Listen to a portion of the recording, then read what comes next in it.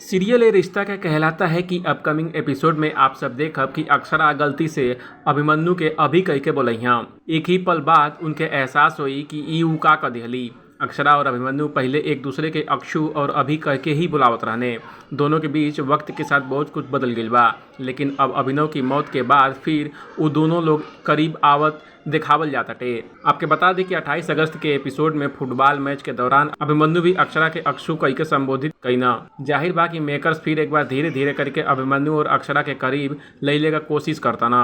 हालांकि दोनों ही किरदार के ये बात का पूरा एहसास बा कि जिंदगी का एक बहुत लंबा दौर बिना एक दूसरे के जी चुकल बानी जा, जेकरे लिए फिर से एक साथ आइल बहुत आसान नहीं खे। हालांकि दर्शक फिर एक बार अक्षरा और अभिमन्यु के साथ में देखे खातिर बेताब बना।